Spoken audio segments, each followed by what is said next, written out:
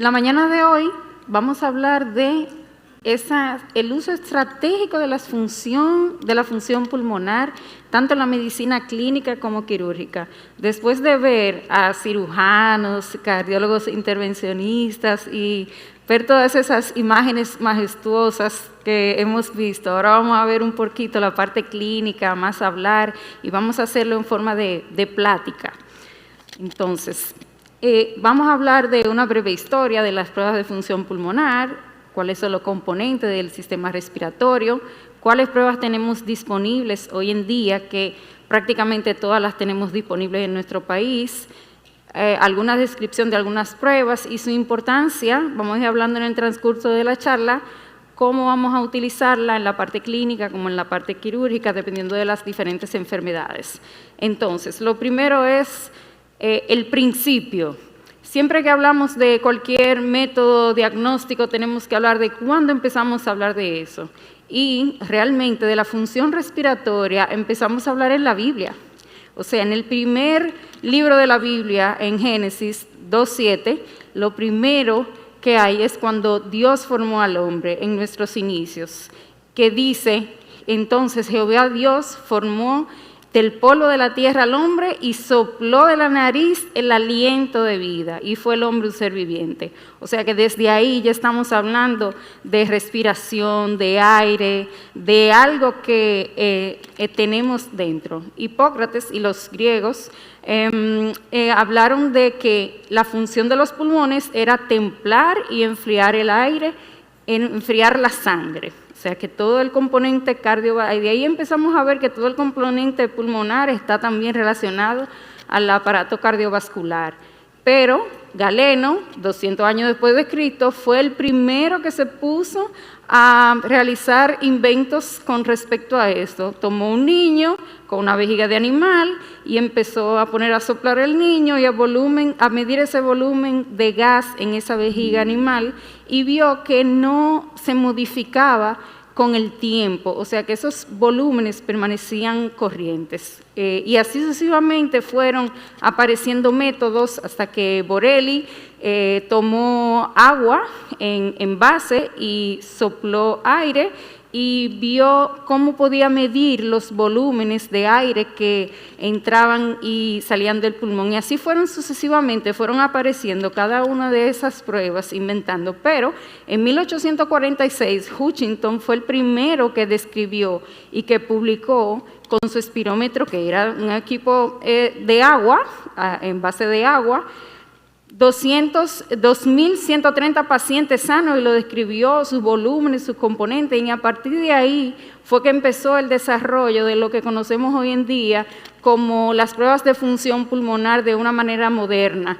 En 1960, entonces apareció lo que era el primer espirómetro seco, y a partir de ahí vimos cómo fueron evolucionando todos los espirómetros a medida de que va pasando el tiempo, hasta ser equipos que son prácticos, portátiles, que se utilizan de manera remota en los diferentes sitios. Pero tenemos que saber que las pruebas de función respiratoria no es una única prueba, no es una espirometría solamente. Son un conjunto de pruebas diagnósticas cuyos objetivos son estudiar diversos aspectos del funcionamiento respiratorio.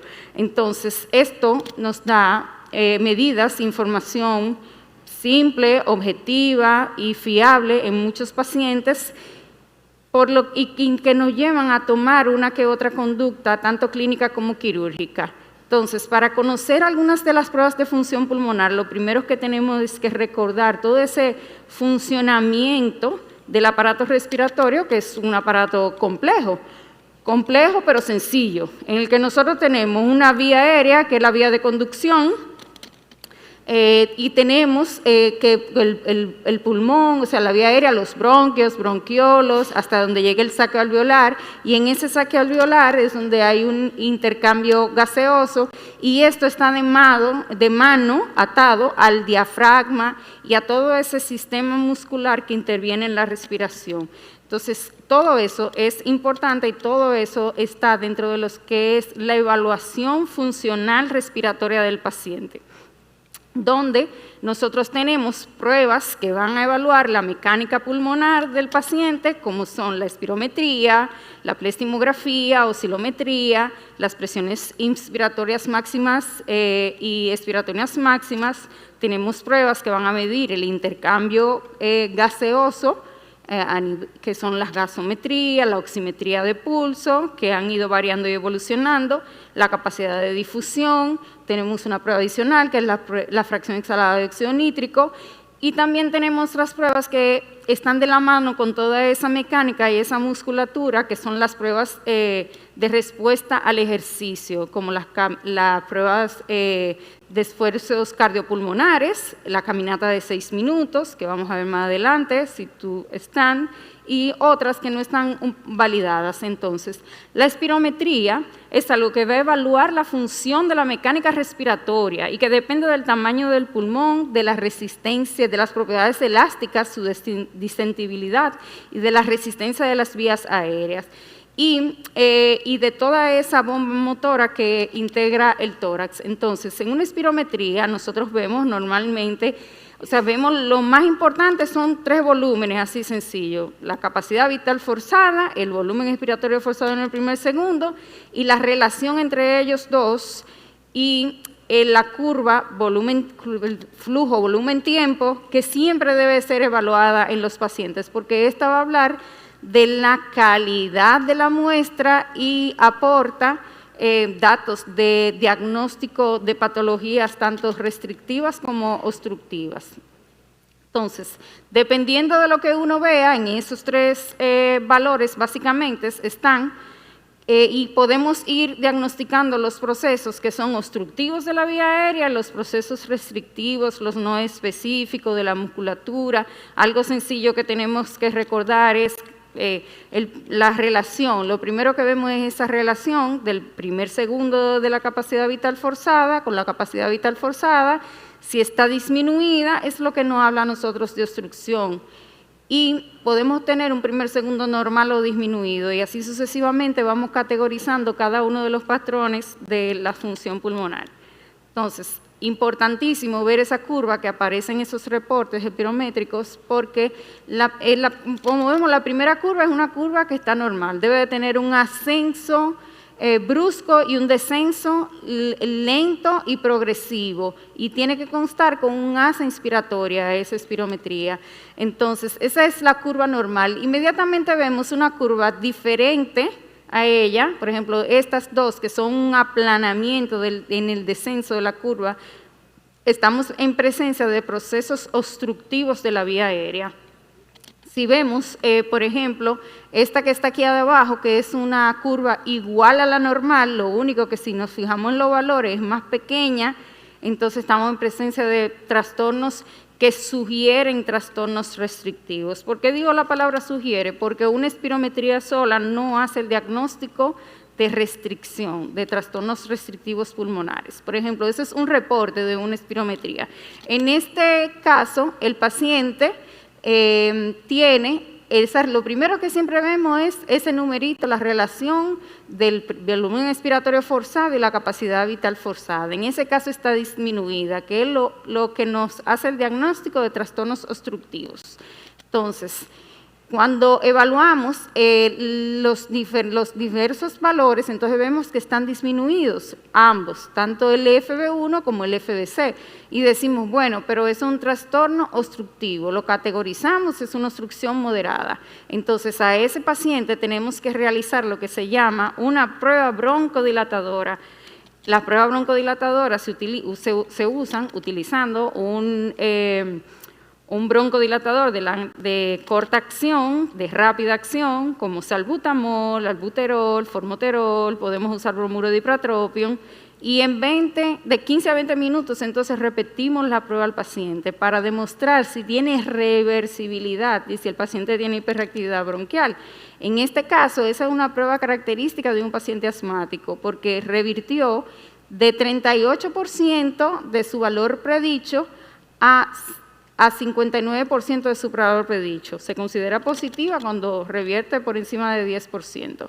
En esta otra espirometría vemos cómo, fíjense la diferencia de la curva se aplana y la verdecita es cuando se le pone el broncodilatador.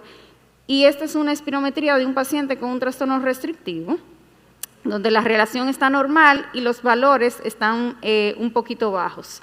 Si se fijan, esta curva se parece mucho a la después del broncodilatador, porque el paciente se quedó con un trastorno sugestivo de restricción. Entonces, a ese paciente no nos podemos quedar ahí con una espirometría normal, hay que seguir evaluando y evaluando lo que son los volúmenes pulmonares. Entonces, los volúmenes pulmonares en estas pruebas vamos a evaluar varias cosas, pero una de las principales cosas es medir el volumen residual. Ese volumen que el paciente no puede soplar cuando hace una espirometría normal, lo vamos a poder medir y con esto vamos a poder medir la capacidad residual funcional de los pacientes. Entonces, para medir volúmenes pulmonares, tenemos varias técnicas. La preestimografía corporal, que es el gold estándar, podemos hacerla mediante técnica de lavado de nitrógeno o mediante imágenes hoy en día, con múltiples programas e inteligencia artificial que están siendo de mucha utilidad. Entonces, en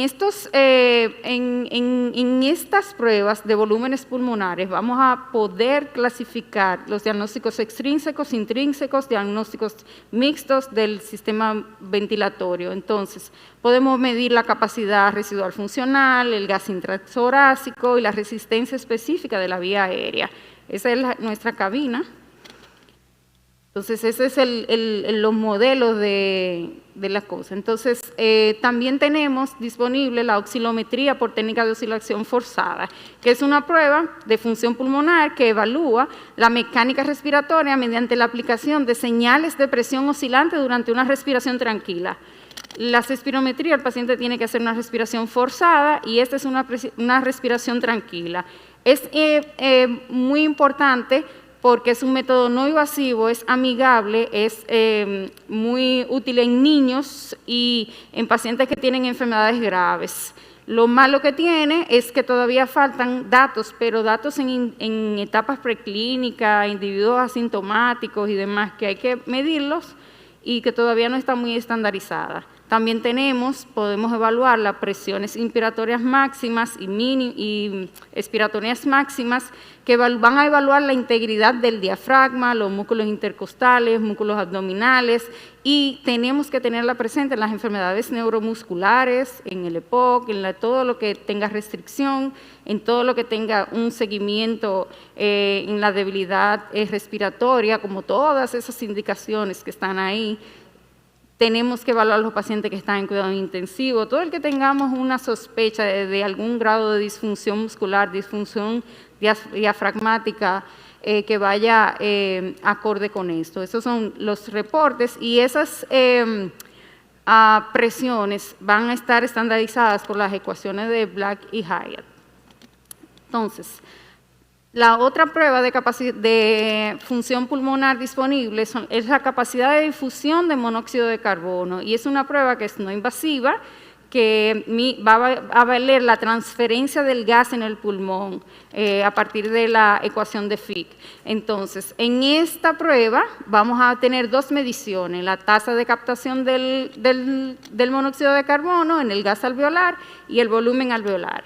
Entonces, estas pruebas, las DLCO o DELCO o TLC, entonces eso medimos, eso va a evaluar el área de grosor de la membrana alveolocapilar, el volumen capilar pulmonar y es la afinidad de la hemoglobina y la ventilación alveolar efectiva. Todo eso va a depender de que todo ese mecanismo que ocurre en el alveolo esté intacto. Entonces, en ese sentido, causas que le elevan son la policitemia, la hemorragia pulmonar, ejercicios, el asma, la eleva.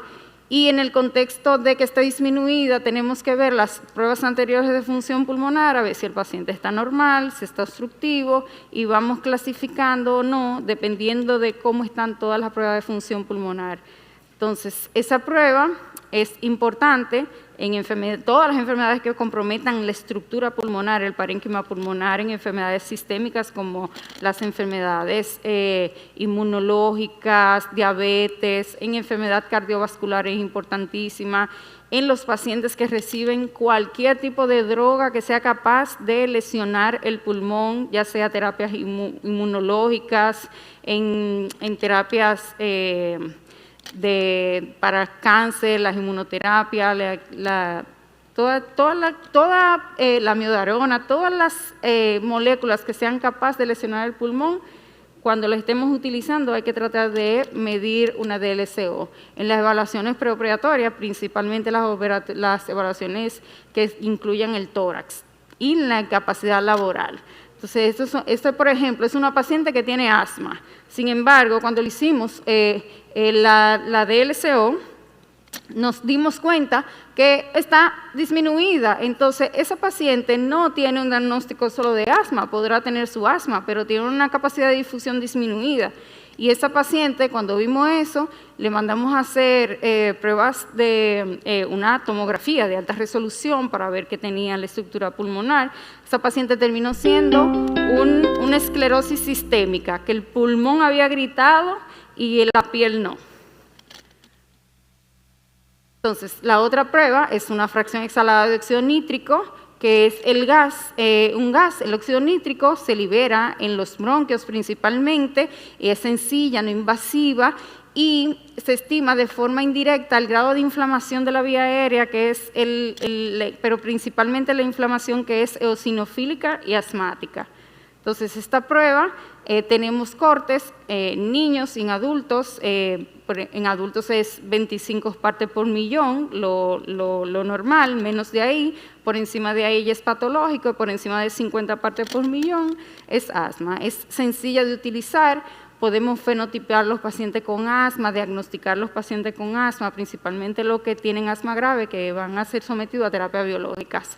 Entonces, las pruebas de actividad física, el ejercicio cardiopulmonar son pruebas un poco más complejas, más costosas, pero tenemos disponible la caminata, la prueba de caminata de 6 minutos, que es una prueba que es de ejercicio submáximo, sencilla, que el paciente las ponemos a caminar, puede ser en un pasillo donde medimos diferentes parámetros, monitorizamos al paciente, podemos hacer titulaciones de oxígeno para saber la necesidad del paciente cuando está haciendo la prueba, y medimos el total de los metros caminados, y eso nos habla de la capacidad funcional del paciente. Es útil en todas las enfermedades pulmonares, las enfermedades neuromusculares, es importantísima en cada una de las enfermedades cardiovasculares, incluyendo para dar pautas para